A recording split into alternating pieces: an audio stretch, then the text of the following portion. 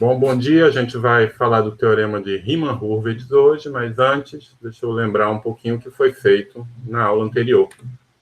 Então, na aula anterior, a gente começou, talvez os resultados principais foram o grau local, a existência de um grau local para aplicações holomorfas, né?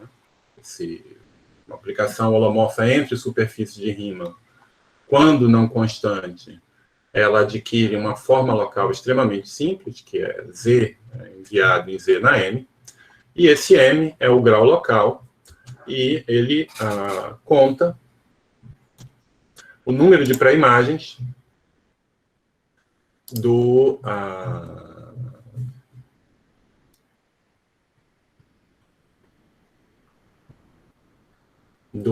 da aplicação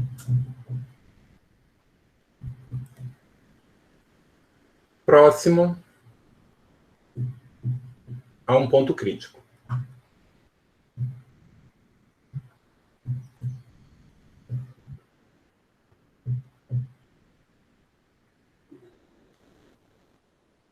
No caso em que a minha superfície de Riemann é compacta, a gente teve esse resultado bastante satisfatório, que diz que, para não importa qual par de pontos a gente tome no contradomínio, se eu contar o número de pré-imagens utilizando o grau local como uma multiplicidade, esse número é constante. E é um conceito-chave, né, aqui na teoria, que é o conceito do grau da aplicação F. E vimos também um exemplo, né, um exemplo de aplicações de P1 em P1. A gente descreveu, na verdade, as aplicações holomorfas de grau D como sendo quociente de dois polinômios homogêneos de grau D. Perceba que esse resultado é bastante simples, a prova não foi complicada, mas isso aqui é uma ponta de um iceberg que, essencialmente, tem uma série de resultados que garantem que objetos globais definidos em variedades complexas compactas têm um caráter algébrico. Isso depois tem o teorema de Chau, tem o teorema de Serre, mas aqui é uma coisa bastante elementar, mas que aponta no futuro em resultados mais profundos. Tá bom? Então, a aula de hoje é uma aula um pouco atípica, porque a gente quer dar uma demonstração dessa chamada fórmula de Riemann-Hurwitz, essencialmente topológica. Então, eu vou precisar fazer um apanhado de alguns fatos básicos de topologia, que não, por serem básicos, não querem ser que são triviais, mas nosso não é um curso de topologia, então eu vou utilizar um pouco essa memória coletiva dos matemáticos sobre o assunto e simplesmente relembrar para vocês uma coisa que provavelmente vocês nunca estudaram. Imagino que isso vai ficar cada vez mais comum na carreira de vocês, mas tudo bem. E a parte final da aula vai ser um pouco disjunta dos dois tópicos anteriores, mas é porque eu quero preparar o terreno para, na próxima aula, apresentar algumas aplicações do teorema de Riemann-Hurwitz, da fórmula de Riemann-Hurwitz. Bom. Muito bem. Então, vamos lá. Eu quero falar do que é uma superfície orientável. Eu quero relembrar a classificação de superfícies orientáveis compactas, né? Então, deixa eu relembrar primeiro o que é uma variedade diferenciável orientável. Então, a variedade diferenciável orientável é quando ela admite um atlas com aplicações de transição com um jacobiano positivo em todos os pontos. É possível também dar uma definição desses objetos. Você não precisa da diferenciabilidade para definir a orientabilidade. Esse é o propósito desse slide. Eu não vou entrar nesses meandros, e o que eu vou me contentar é simplesmente apresentar uma definição ad hoc para vocês, de superfície orientável. Então, seja aqui uma superfície conexa, e vamos considerar uma aplicação entre abertos conexos de R2. Aqui nesse ponto, você não precisa supor nada sobre essa aplicação, além de ser um homeomorfismo, mas esse é o tipo de aplicação que aparece como carta de transição de um atlas, de uma superfície de classe C0. É uma aplicação apenas contínua, com inversa contínua. Não estou assumindo diferenciabilidade. Agora, eu posso dizer que essa aplicação preserva orientação se ela tem o seguinte efeito. Né? Se eu tomar um caminho, então vamos pegar um ponto de meu aberto U, indo para o meu aberto V, e se eu tomar um ponto P, aqui, e considerar um caminho, né, uma aplicação de S1 em 1 menos P, contínua, tal que esta integral vale 1, então eu vou dizer que essa aplicação preserva orientação se a integral, esta integral, no caminho imagem, também vale 1. E perceba, se você lembrar do curso de análise complexa, principalmente quem fez com a gente, um ponto que a gente insistiu é que, para a integração de formas diferenciais, a gente, num primeiro momento, definiu essa integral como integral de, não sei, se o caminho vai de A a B. Então, né, se fosse integral de gama de f de z, a gente, num primeiro momento, a gente definiu isso assim.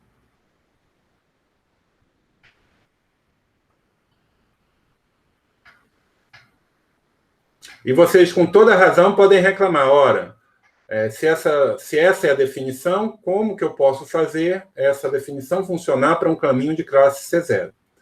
Mas foi visto que a integração de formas holomorfas em caminhos pequenos, contidos em abertos simplesmente conexos no domínio da integrando, ela só dependia do valor inicial e do ponto inicial e do ponto final do caminho. E, portanto, a gente estendeu essa definição, a gente não trabalhava mais com essa definição, mas com uma outra, em que ela funcionava para qualquer caminho contínuo. Tá certo? Então,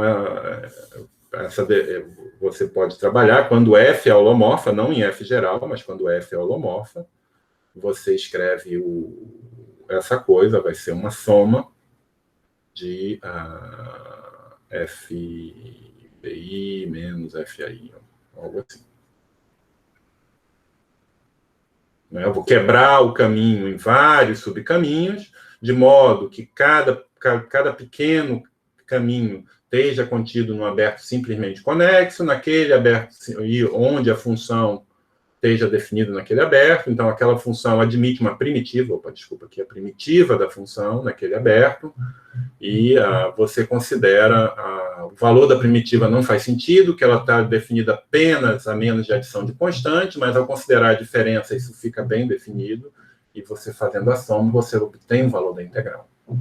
Só relembrando que para integrar ao longo de caminhos contínuos, no mundo holomorfo, não há nenhum problema. Certo? Então, se vocês perceberem, o que está por trás dessa definição é que, ao escolher um ponto P e olhar a imagem do ponto Q, a gente sabe que, se eu tomar um caminho em torno do P que está girando no sentido anti-horário, dizer que essa integral é mais 1 é dizer que essa imagem, apesar de não ser um círculo perfeito, como eu desenhei aqui, ela vai estar girando também no sentido anti-horário. É claro que ela pode fazer coisas complicadas. A gente sabe que é um homeomorfismo, portanto é injetiva, mas ela vai estar sempre girando no sentido anti-horário. Então, é isso que é preservar a orientação, vocês podem também, com toda razão, reclamar que aqui tem uma série de escolhas envolvidas, tem a escolha do gama, tem a escolha do ponto P, mas, assumindo que U e V são conexos, não é um trabalho muito difícil mostrar que isso independe das escolhas. Tá bom? Tudo isso só para saber que tem uma definição de variedade classe C0, de orientabilidade para variedade classe C0, e no caso concreto de superfícies, a gente pode utilizar os resultados de análise básica para fazer essa definição de forma apropriada. No caso de variedade, você precisa um pouquinho mais de trabalho. Okay? Então, aqui, como vocês podem ver, tem um exemplo de uma superfície de classe C0. Na verdade, aqui não tem nenhuma dificuldade em colocar uma estrutura C infinita, ou mesmo analítica, nessa superfície, se é a faixa de Meibus, que não é orientável.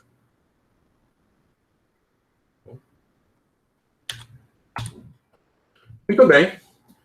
E o que acontece é que, para uma superfície real orientável de classe C0 compacta, existe um único inteiro, G, que é chamado de gênero, que diz que essa superfície é homeomorfa à esfera, nossa velha conhecida, munida de um certo número de alças, onde o número é exatamente o número G. Então, esse processo de munir uma esfera de alça é exatamente o que está indicado nessa figura. Você vai pegar dois abertos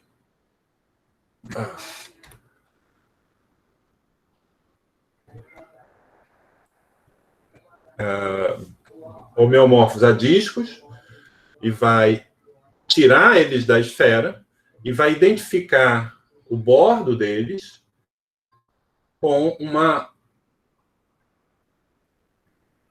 Você pode colocar essa alça ou simplesmente pode identificar eles abstratamente. Então, eu deixo como exercício para vocês imaginarem, tem essencialmente duas maneiras de identificar os bordos. Ou você faz com que eles... uma identificação que preserva a orientação, ou você faz uma identificação que inverte a orientação. Em um dos casos, você obtém, saindo da esfera, você obtém algo que é parecido com um toro, né, que vai ser homeomorfo a um toro, e no outro caso, você obtém o que se chama de garrafa de Klein, que é uma superfície não orientável.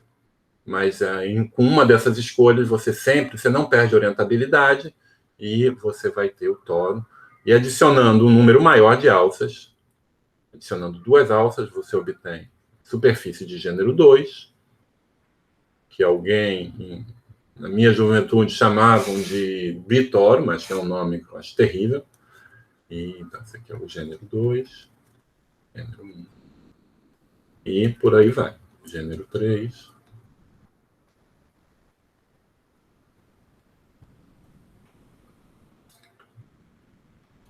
E etc. Ok? A gente não vai demonstrar esse resultado, mas eu quero dar uma vaga ideia de como algo assim foi demonstrado.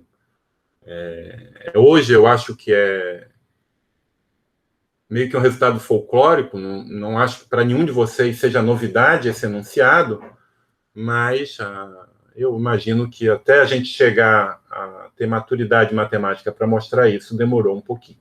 A humanidade ter maturidade matemática. Tá bom? E a demonstração usual se vale de um conceito simples, que é o chamado de triangulação. Então, a ideia é você começar com uma superfície S e decompor ela em certos subconjuntos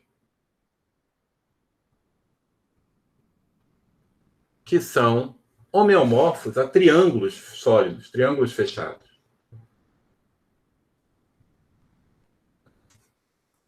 São fechados, né? Eu vou decompor como uma união de fechados. E então eu vou escrever S como uma união de I pertencente a I de TI. Esses caras aqui são fechados. E eu quero que essa decomposição não seja uma decomposição arbitrária, eu quero que ela tenha algumas propriedades Então, as propriedades estão listadas aqui ao lado, né? Então, eu vou me tomar a liberdade de usar a terminologia que eu acho que é bastante intuitiva. Então, aqui eu tenho os pontos do interior do triângulo. Aqui eu tenho os vértices do triângulo. E aqui eu tenho as arestas do triângulo. Então, eu vou dizer que se eu tenho um ponto aqui em S, e se ele está sobre a aresta, não está sobre uma aresta, né? O aresta, para mim, é sempre o fechado, né, que liga dois vértices. Então, os vértices estão na aresta. Se ele não está na aresta, está no interior aqui, ele pertence a um único triângulo. Esse é o item 1. O item 2 diz que se eu tenho... Tem um diz que é um pouco esse desenho, eu estou falando de um ponto P aqui. O item 2, eu estou falando de um ponto P sobre uma aresta. Então, o que eu estou falando e se esse é um ponto que não é um vértice, então ele vai pertencer a exatamente duas arestas quando ele não está no bordo da superfície, ou vai pertencer a exatamente uma aresta quando ele está no bordo da superfície. Então, a figura seria algo assim. Tem uma outra aresta, ou aqui, nesse caso, ele pertenceria a uma única aresta. No caso que P é um vértice, eu estou nesse ponto aqui agora, então eu vou pedir que ele pertença a um número finito de triângulos, tá? E esses triângulos vão possuir P como vértice comum. Então, se ele é vértice de um triângulo, qualquer outro triângulo que ele pertence é um vértice também. E no caso em que eu pego um ponto do bordo, eu vou pedir que esses... Vai poder ter vários triângulos aqui, mas vou ter uma numeração deles, onde a interseção de dois triângulos contendo esse vértice é não vazia se somente se eles distam de 1 nessa nomenclatura. Então, vale uma coisa similar quando ele não é bordo, eu peço que eles distem de 1 nessa enumeração desses triângulos, ou que eles distem de... Quando eu tenho K, então um é o 1 e o outro é o K. Tá bom? E sempre a interseção de dois triângulos que é estritamente maior do que um vértice, ele tem uma aresta comum. Certo? Então, isso é uma triangulação. Acho que é mais fácil desenhar do que explicar, mas é alguma coisa desse tipo. Então, eu não permito esse tipo de coisa, isso aqui é proibido. Ou outras possibilidades. Tá bom?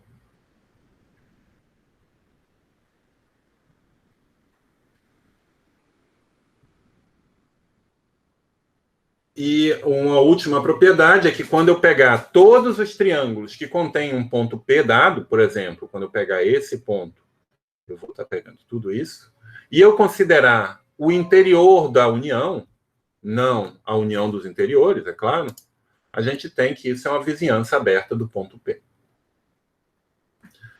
E é um resultado... Eu tenho nas referências, eu acho, o autor, eu acho que foi primeiro mostrado por um matemático chamado Tabor, mas eu não tenho certeza, que toda superfície real de classe C0, com ou sem borda, limite de triangulação. Pode parecer fácil, mas não é completamente evidente mostrar isso. Se vocês tiverem curiosidade de ter um argumento curto de como mostrar isso, eu convido vocês a olharem o capítulo inicial do Reisat, está na lista de referências.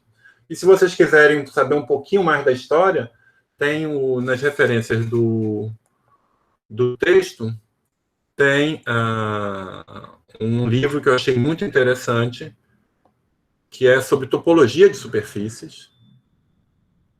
Deixa eu ver se eu acho aqui. Que é do Jean Gallier e Diana Shu. Um guia para, em inglês, mas em português seria um guia para a classificação, o teorema de classificação das superfícies compactas. É um livro muito agradável e com muita informação. Muito bem. A gente vai assumir esse resultado.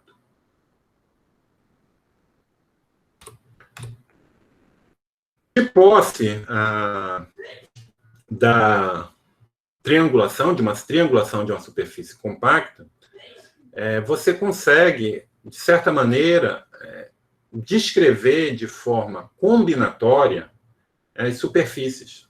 Então, essencialmente, a ideia é você começar com uma triangulação e começar, então, pega um triângulo da triangulação, dispõe ele no plano como um triângulo real, né?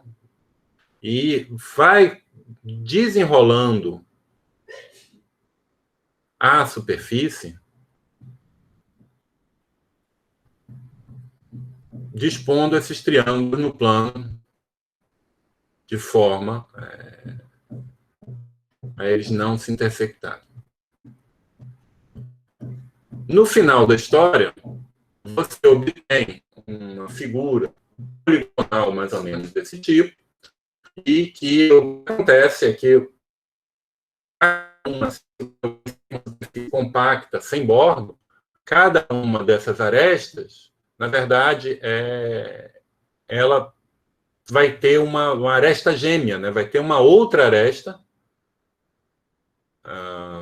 que correspondem a pontos iguais da superfície.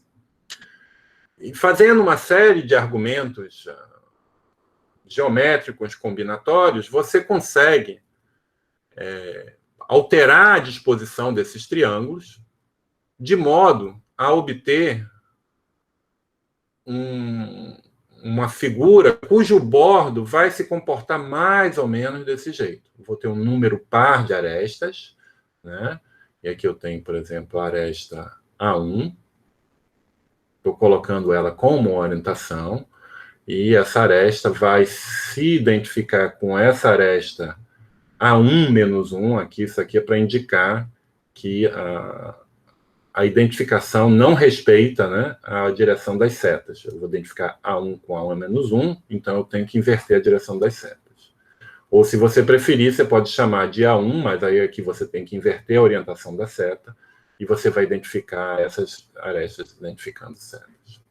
Tá bom? Então, é um exercício interessante ver que, se eu fizer essas identificações como estão esquematicamente indicadas aqui, você tem que a superfície aqui que eu vou obter é um tórum adicionando uma aresta. Ou seja, eu vou obter uma superfície de gênero 2. E isso é um resultado geral, isso eu acho que é uma maneira de ver a classificação, é mais útil, quando a gente vai ver no futuro, do que a identificação de uma superfície compacta orientável com uma esfera com alças. Aqui, na verdade, você tem mais informação, mais lá para frente a gente vai ver que aqui a gente está descrevendo o grupo fundamental dessa superfície também. Mas você pode sempre obter uma superfície de Riemann de gênero G, compacta de gênero G, superfície real de classe C0, como uma identificação de um polígono sólido de 4 gelados e bordo dessa forma, né, que é o que está desenhado aqui esquematicamente. Né? Vou começar com A1, B1, A1 menos 1, B1 menos 1, A2, B2, A2 menos 1, B2 menos 1, aí pode vir A3, B3, A3 menos 1, B3 menos 1, e por aí vai. E fazendo essas identificações. Bom, então, isso é um pouco a classificação de superfícies reais de classe C0 compactas orientáveis. Com isso, a gente pode enunciar e provar a fórmula de Riemann-Roch. E, de certa maneira, a gente fez toda aquela história porque a gente vai precisar, a gente reviu toda essa história porque a gente vai precisar de 2 ingredientes dos slides anteriores, além do grau local da aula passada. Então, a gente vai precisar do gênero e vai precisar também de uma triangulação. Okay?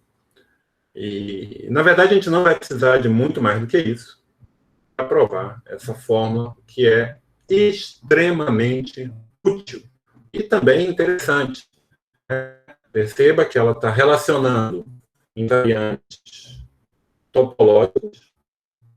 Todos os ingredientes aqui são topológicos. No gênero, eu tenho o grau, que no final das contas é topológico, está contando o número de pré-imagens, e o grau local, que também é topológico. Tá bom? Então, como é que você pode provar? Tem várias provas, a gente, na verdade, mais para o final do curso, a gente vai ter outra prova dessa fórmula, mas como é que eu posso provar ela, no caso, com as ferramentas que a gente tem?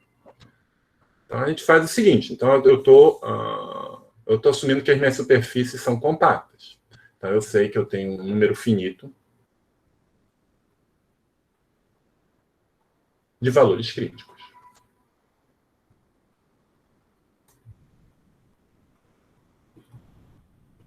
Primeira observação. Segunda observação segunda observação não. Então, com essa observação, eu vou fazer o seguinte. Eu vou tome uma triangulação TY de Y. Num primeiro momento, tome essa triangulação como uma triangulação qualquer. Eu gostaria muito que os pontos, os valores críticos, fossem elementos dessa triangulação. Fossem vértices dessa triangulação. Mas, em geral, é claro, eu tomei uma triangulação qualquer, e a gente está usando essa existência de triangulação como uma caixa preta, então fica difícil de eu dizer onde é que estão os vértices da triangulação. Mas isso é muito simples de resolver. Se eu tiver um ponto crítico, eu posso, se ele for no interior de uma face, eu posso fazer o que eu fiz aqui nesse desenho. Eu posso subdividir esse triângulo que contém esse ponto crítico para obter uma nova triangulação. E perceba que, fazendo isso, nenhum das propriedades que eu pedi para uma triangulação vão ser alteradas. Eu vou ter 2 triângulos a mais, né? Eu tinha esse triângulo grande, que agora virou uma união de 3, mas nenhum problema. Poderia acontecer também do meu ponto crítico ter o mau gosto de não estar no interior de uma face, mas estar numa aresta, não ser um vértice. E o que a gente pode fazer nesse caso? Você sabe que tem um outro triângulo vizinho aqui, e você pode novamente dividir essa triangulação, como está indicado na figura aqui, como eu acabei de fazer. Então, eu pode, refinamento, eu posso assumir que os valores críticos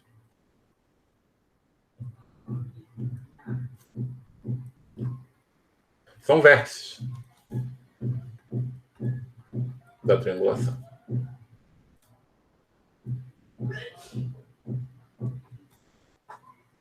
Muito bem. Agora, tem um outro ingrediente, que é o que a gente viu na aula passada, que quando eu tenho um valor crítico, que no Y, eu sei que existe um aberto em Y, e eu tenho um ponto X aqui, que é enviado por F, eu sei que existe um outro aberto aqui, tal que, após escolher coordenadas convenientes, esse aberto é enviado biolomorficamente no disco, esse aberto também é enviado biolomorficamente também no disco, e a minha aplicação adquire, nesses abertos, a forma normal Z vai para Z na M, onde M é o grau local. Agora, eu posso também, refinando ainda mais a minha triangulação, perceba que no início podia ser alguma coisa desse tipo. Meu triângulo podia ser grande e não está contido nesse aberto. Triângulos que contêm Y. Aqui poderia ter, inclusive, até só mais um triângulo. Mas o que eu posso fazer é fazer essas subdivisões elementares, tomando, sei lá, pontos aqui, ou onde vocês preferirem, de modo a garantir que todos os que têm uma vizinhança de Y, tem um número, os triângulos que passam por Y, que contêm o vértice Y, estão num domínio dessa mudança. Então, eu posso assumir que esses triângulos são pequenininhos aqui. Bom? Então, posso assumir que A, que os valores críticos são vértices da triangulação, B, aqui, triângulos, contendo pontos críticos, estão contidos em cartas onde vale a forma normal local.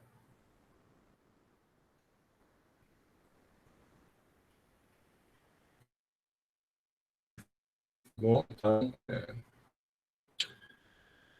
feito essas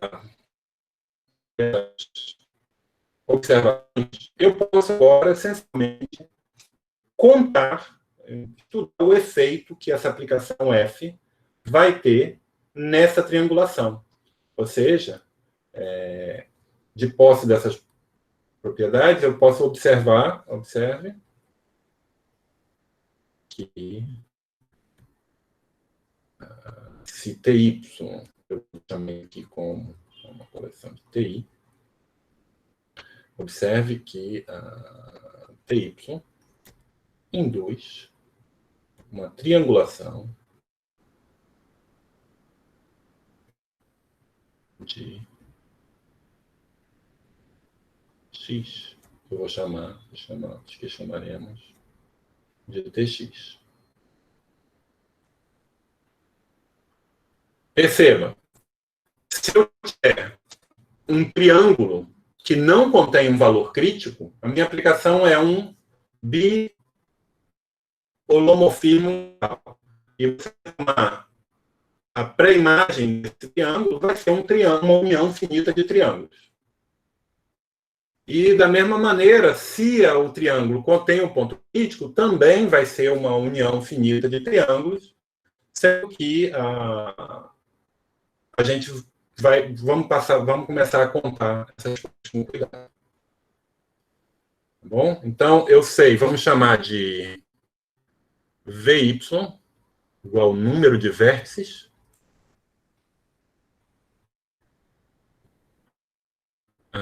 V é a AY de TY.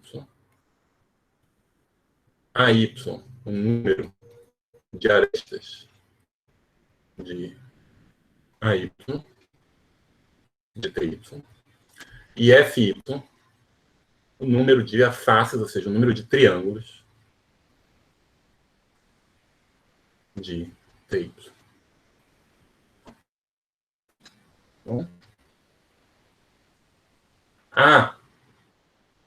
Acabei de me dar conta que eu fiz uma besteira, esqueci de definir uma coisa muito importante. É que o que vocês provavelmente já perceberam é que para uma superfície S,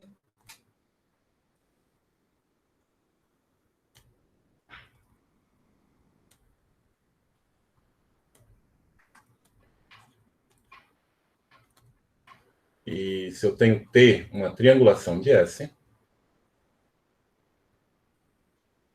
então a gente define um número, que é a chamada característica de Euler, que é o número de vértices menos o número de arestas, mais o número de faces, ou o número de triângulos. Tá? E o que acontece é que esse número, você pode verificar isso de posse da representação poligonal, ele é igual a 2 menos 2 vezes o gênero de S.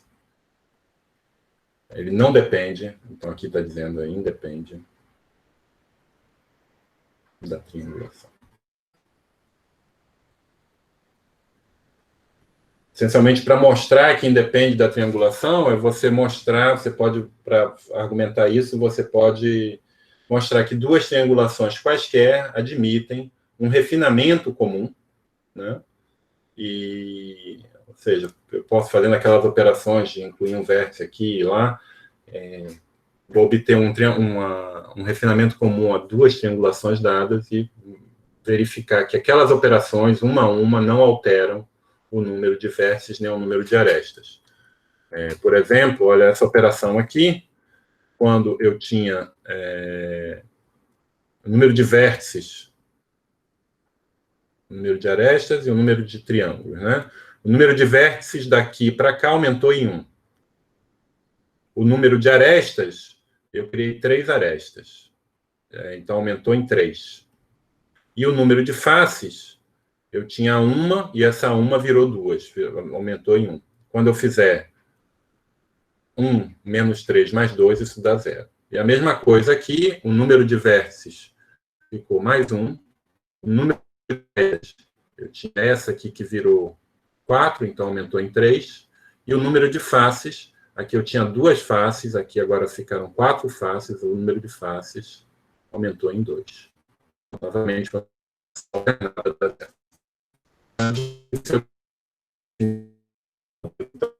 porque é isso que vai relacionar esse número que está aparecendo aqui, que parece um pouco esquisito, mas é a característica de ordem de x.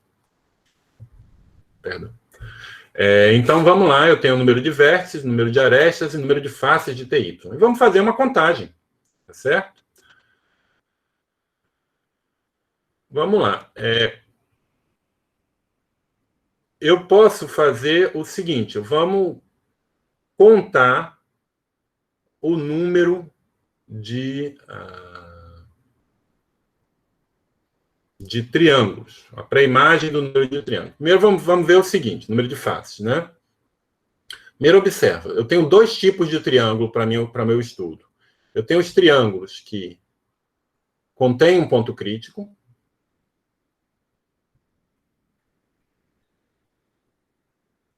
e tem os triângulos que não contêm pontos críticos. Ora, se os triângulos não contêm pontos críticos, e eu fizer a pré-imagem destes, eu vou ver que o número desses é simplesmente multiplicado pelo grau. Por quê? Porque o triângulo vai ser determinado por 3 vértices, e cada um desses vértices vai ter um certo número de pré-imagens, que é justamente o grau de f. Bom? Nessa situação, a análise é também a mesma, porque apenas um dos pontos ele é um ponto crítico. Então, esse aqui vai ter um certo número de pré-imagens, que eu não sei muito bem o que é, mas eu sei que esses pontos não são pontos críticos, né, porque eu estou assumindo que os triângulos estão contidos num domínio onde a forma local vale, e, portanto, aqui eu só tenho um valor crítico. Então, esses caras não são valores críticos. E quando eu tomar a pré-imagem, eu também vou vou multiplicar o número de triângulos pelo grau. Então, se eu usar VY, Fx igual a número de triângulos de Tx, pelo que eu acabei de argumentar, isso vai ser o grau de F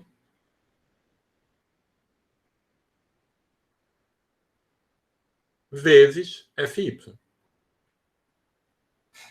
Isso aqui está horrível, né? Esse F não é a função, isso aqui é o número de faces, tá?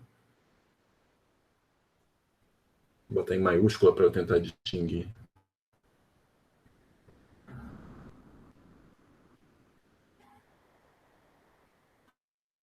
Argumentando exatamente da mesma maneira, uma aresta mesmo que ela contenha ponto crítico, ela tem um outro ponto que não é ponto crítico. Então, o número de arestas vai ser o grau de F vezes o número de arestas em Y, o número de arestas em X. Agora, o número de vértices vai ser diferente. Eu poderia simplesmente considerar o número de vértices vezes o grau. Mas se eu fizer isso, eu vou estar contando demais. Porque aqueles vértices que são pontos críticos, eles não deveriam ser contados, são valores críticos, a pré-imagem deles não deveriam ser contados m vezes, não deveriam ser contados o grau local vezes. Eu tenho que sempre subtrair 1, porque eu devo descontar esse número. Maravilha. Então, para mostrar o teorema de Riemann-Hurwitz, né, a gente vai utilizar um argumento de contagem. Tá? Então, o que acontece é que se eu denotar por VY o número de vértices dessa triangulação TY, satisfazendo essas propriedades, AY, número de arestas, e FY, número de triângulos ou faces, eu vou comparar isso com o que eu obtenho pela triangulação induzida em X. Né? O número de faces e o número de arestas, não sei se vocês viram o argumento antes de cair a ligação, é simplesmente multiplicado pelo grau. Vocês viram essa explicação?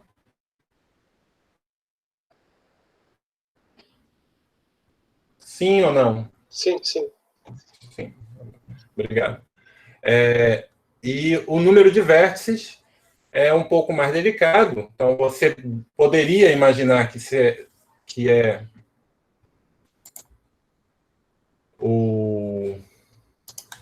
seria simplesmente multiplicar. Mas, ao fazer isso, você estaria contando demais algumas multiplicidades. Então, o que você precisa fazer é subtrair o que você contou demais. Mas como é que eu faço para fazer isso? É simplesmente eu fazer uma soma por todos os pontos de x, tá? Do grau local da minha função f no ponto x menos 1. É claro que essa soma vai ser uma soma finita, porque esse número é não nulo apenas quando eu estou em um ponto crítico. E eu sei que os pontos críticos são em número finito. Tá? Então, eu tenho esse número de vértices, eu tenho o número de arestas igual a grau de f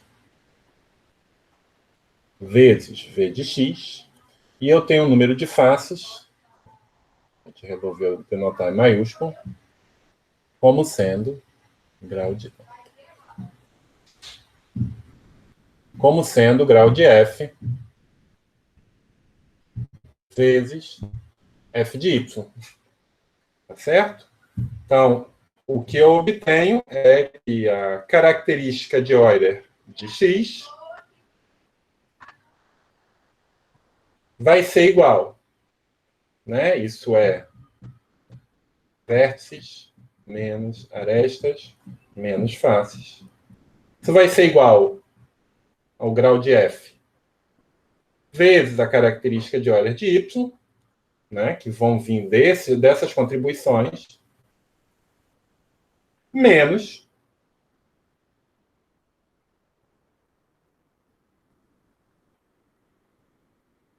somatório x pertencente a x do grau de x.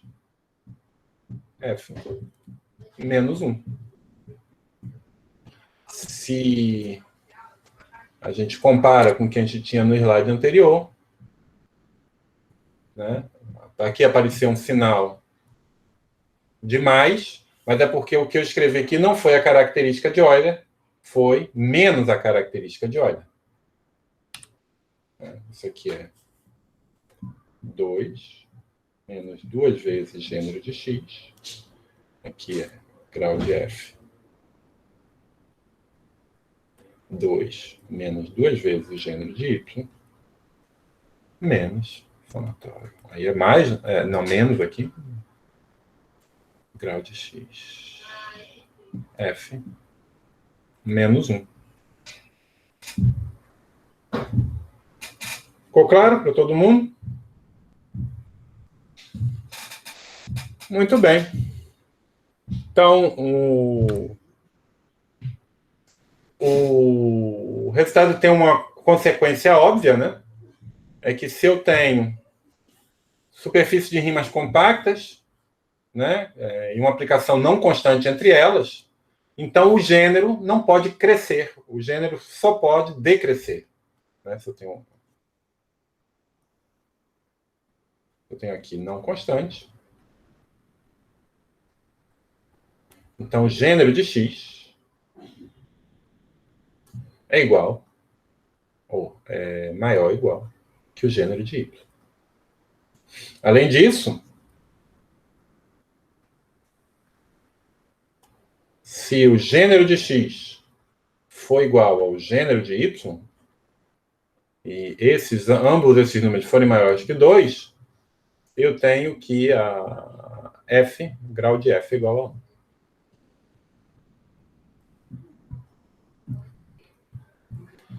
Né? Porque como é que é a fórmula de Riemann-Rubens? Vai dizer que 2 menos 2G, ou vamos colocar aqui 2G menos 2, é igual ao grau de F, 2G de Y menos 2, mais alguma coisa aqui, um erro, vamos chamar epsilon, que é maior ou igual que 0. Tá certo? Então, o que acontece é que quando o gênero de X é maior ou igual que 2, esse número é estritamente positivo. É se somente se. Né? Esse número é estritamente positivo se somente se o gênero é pelo menos 2. Então, tem um número estritamente positivo, um outro número estritamente positivo, diferindo por um inteiro maior ou igual que 1. Então, tem que ser... se o gênero de Y é igual ao gênero de X, esse inteiro aqui tem que ser 1 e o epsilon tem que ser igual a 0. Gênero de X igual que 2 implica que o grau de F é igual a 1 e o epsilon, que é o erro, é igual a 0. Uhum. É uma consequência meio que óbvia, mas que é já bastante interessante. Né? Claro que para aplicações diferenciáveis, não tem nenhuma dificuldade de você construir uma aplicação diferenciável não constante de uma esfera numa superfície de gênero 2. Não, isso não é nenhum drama, mas o que vai acontecer é que essa aplicação não vai ser nunca uma aplicação holomórfica. Na verdade, dá para se usar argumentos de topologia diferencial, para mostrar que o grau dessa aplicação vai ser 0, mas isso é outro assunto. Tá bom? Tá. Então, preparando o terreno, isso é o que eu queria falar de forma de Riemann-Rubens hoje. E o que eu vou fazer na aula que vem é dar uma aplicação que eu acho extremamente simpática, que é a classificação dos grupos finitos, dos subgrupos finitos de PSL2C. Então, vocês podem estar se perguntando o que isso tem a ver com superfície de Riemann. O que acontece é que esse grupo, né, o SL2C, são as matrizes 2x2 complexas de determinante 1. O P é para dizer que eu estou identificando duas matrizes que diferem pela multiplicação por um escalar. E o que está acontecendo é que isso é o grupo de automorfismos P1. Tá certo? E a estratégia para a gente poder fazer isso é a seguinte: a gente vai começar com a esfera, o P1, e vai pegar um grupo finito agindo. Então, a gente vai formar o quociente desse grupo finito, do P1 por esse grupo finito, e vai mostrar que isso aqui é uma superfície de Riemann.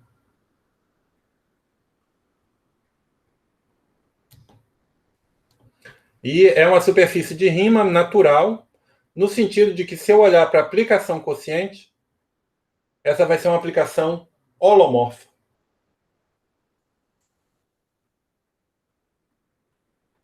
E a gente vai utilizar Riemann-Hurwitz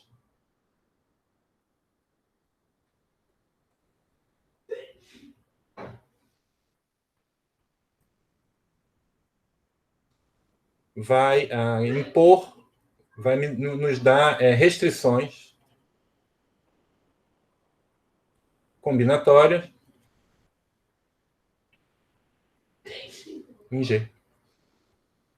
O que vai nos permitir chegar à classificação, ou pelo menos fazer uma boa parte dela. Não sei se eu vou fazer todos os detalhes, mas eu acho que é uma aplicação muito simpática. Tá certo?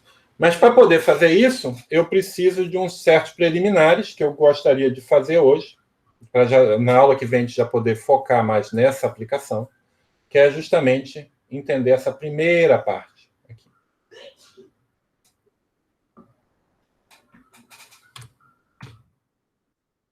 Bom, então eu vou estar considerando uma superfície de Riemann qualquer, e eu vou denotar o conjunto das aplicações biolomorfas sobrejetivas de x em x por alt x. Quando x é compacto, eu não preciso pedir que seja sobrejetiva. Uma aplicação de x em x, que não é constante, é automaticamente sobrejetiva. E isso, é claro, admite uma estrutura de grupo, já que eu estou considerando a aplicação biolomorfa, ela admite inversa, e eu posso compor automorfismos e tudo. E agora eu vou considerar um subgrupo desse grupo alt x e vou tomar o espaço quociente, o espaço de órbitas, de G em X. Um ponto desse espaço, X sobre G, é justamente uma órbita do grupo G em X. E topologia geral, que esse espaço X sobre G, ele herda de X uma topologia. E essa topologia, ela é essencialmente definida da seguinte maneira: a gente diz que um conjunto U em X sobre G é aberto,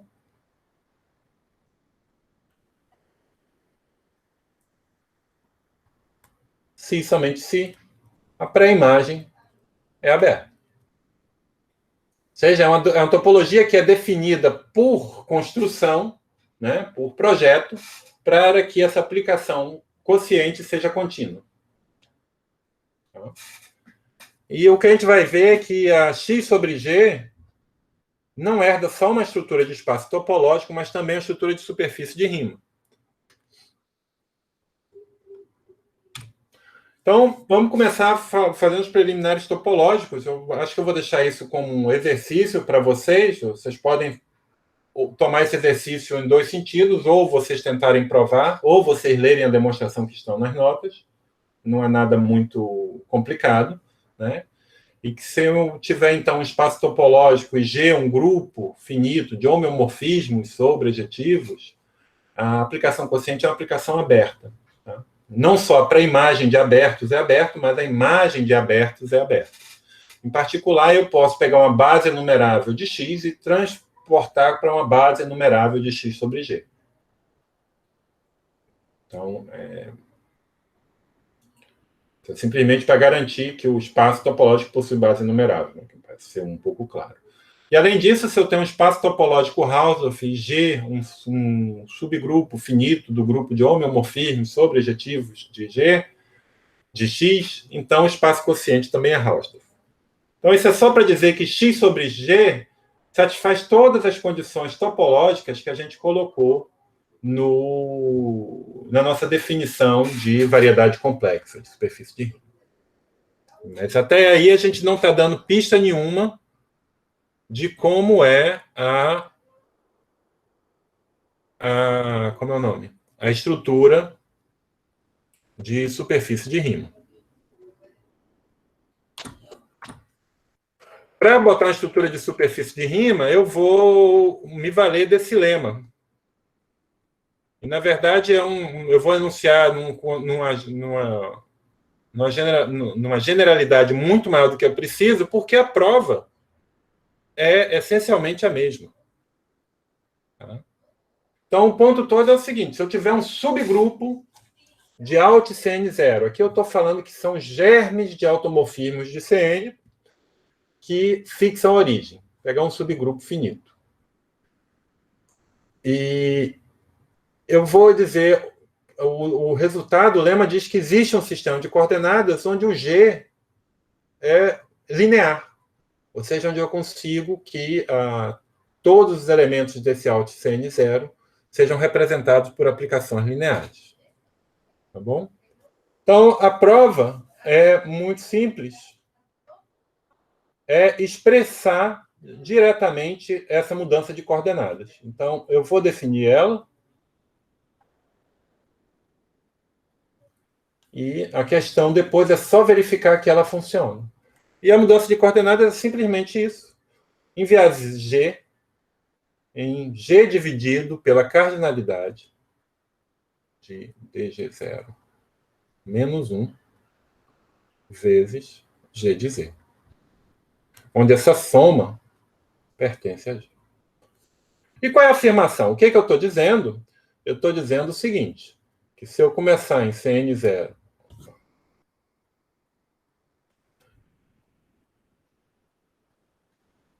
certo? Fizer essa mudança de coordenadas aqui,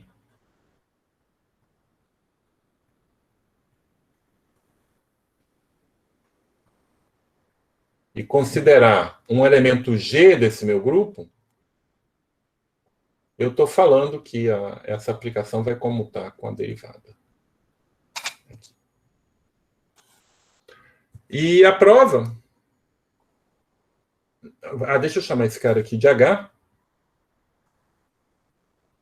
É bastante simples, né? Então, o que eu tenho que verificar? Eu tenho que mostrar que φ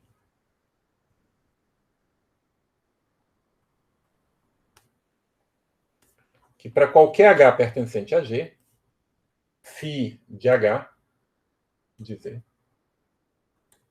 é igual a DH0 de φ de Z. Tá bom? Mas para fazer isso, vamos escrever. Então, esse é 1 sobre cardinalidade de G, de somatório de DG0 menos 1 vezes G de H de Z. Com aqui a soma G pertencente a G. Mas eu posso reescrever isso como 1 sobre cardinalidade de G, somatório de G pertencente a G, de DH0 vezes diferencial de GH0 menos 1. Tudo bem?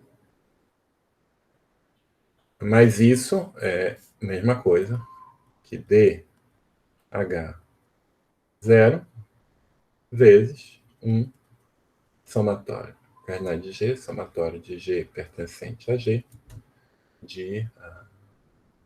aqui faltou o GH de Z. De DGH0 menos 1 vezes GH de Z. Mas o que está escrito aqui é simplesmente o φ, certo? Porque se eu tenho que G pertence a H, G vezes H pertence se G pertence a G, G composto com H pertence a G também, e fazer a soma em todos os Gs e fazer soma em todos os Gs Hs é a mesma coisa. Então, essa aqui é novamente a φ de Z. Então, é isso a demonstração. Então, nesse sistema de coordenadas, a minha aplicação virou uma aplicação linear.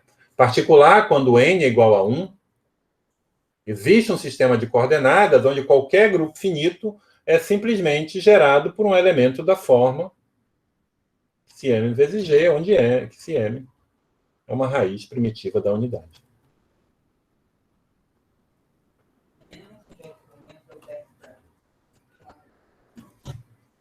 Tá bom?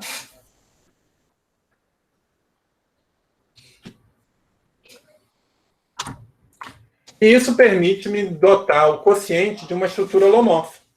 Tá certo? Única dúvida que fica é um pouco no... Né? Então, o que você pode fazer aqui é o seguinte. A gente tem... pegar um ponto x, pertencente a x, e eu vou denotar por g de x os pontos g em g, tal que g de x é igual a x. É o chamado grupo de isotropia. Bom? Então, o que a gente acabou de ver, o corolário anterior, é que diz que g de x, para qualquer x pertencente a x, esse g de x é um grupo cíclico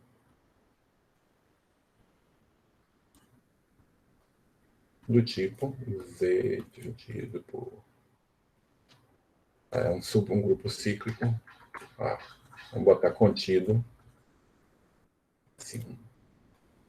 Estrela. Grupo cíclico finito. Ou seja, gerado por um único elemento. Né? E é claro que os pontos com g de x diferente da identidade formam conjunto discreto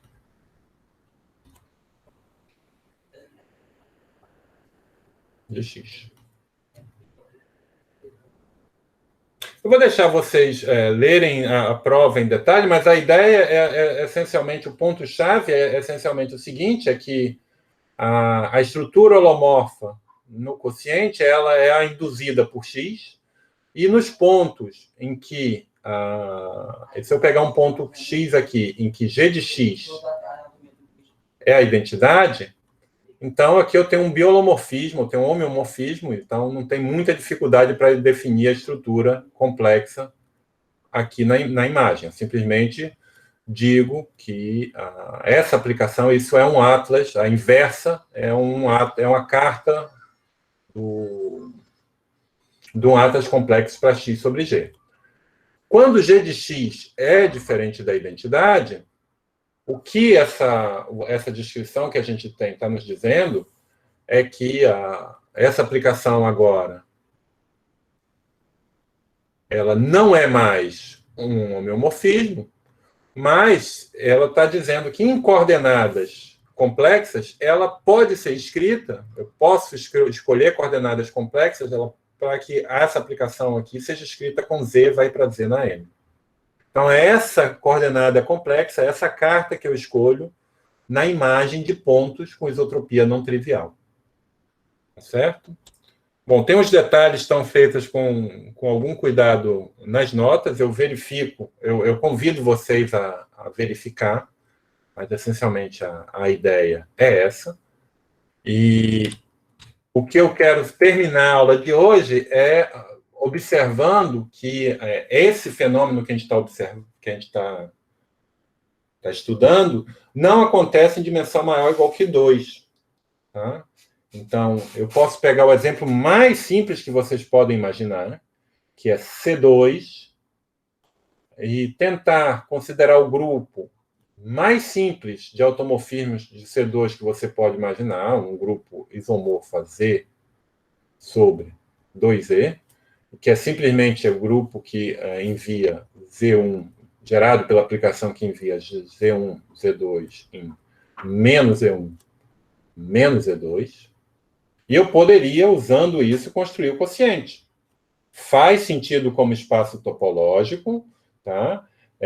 Fora da origem, quando eu olhar para a aplicação quociente, fora da origem, olhar a imagem de C2 menos 0, isso é uma variedade lisa, é uma variedade complexa lisa, mas esse cara é sempre singular, é uma variedade singular. E uma maneira de ver é o seguinte, para quem já viu a teoria de grupo fundamental, quem não viu não tem problema, isso é só um exemplo, né? Mas para quem conhece um pouco de grupo fundamental, pode ver o seguinte, C2 menos o zero, isso é simplesmente Bom, isso é isomorfo, ou tem o mesmo tipo de homotopia que S3, ou se você quiser, isomorfo é S3 vezes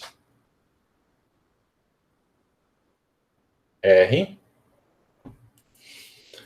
E essa aplicação para C2 sobre G menos a imagem do zero, que eu vou abusar da notação e escrever menos o zero, é simplesmente a aplicação, essa aplicação aqui é bem simples, né? É simplesmente pegar a esfera S3 contida em R4 e aqui ver o raio, né? O tamanho da aplicação para cá é a espécie de ângulo e comprimento. E o que acontece é que em R, em S3, essa aplicação é simplesmente a involução, e a gente sabe que o quociente de S3 por essa involução é RP3, vezes, isso vai ser isomorfo, RP3 vezes...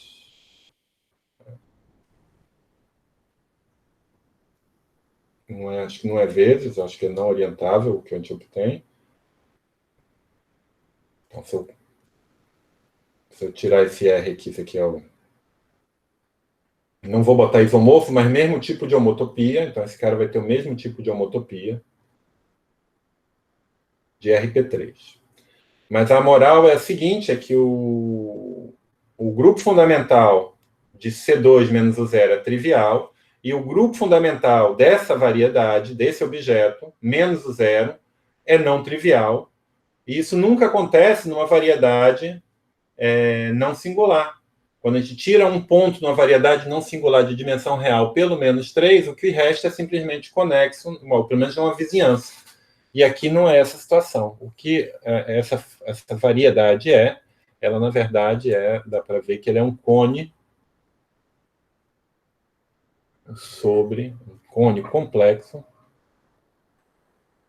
sobre P1. Mas, bom, isso aqui não vou insistir muito nisso, não é muito fácil de ver, mas é simplesmente para vocês verem que esse quociente não é, em geral, uma variedade lisa. Em dimensão 1, a situação é extremamente particular, extremamente especial. Bom? Muito bem, desculpem aí a confusão com a gravação, mas eu vou interromper agora. Vou tentar editar para não ficar muita coisa. Esse tempo que eu estava desconectado aparecendo aí no vídeo. Mas é isso.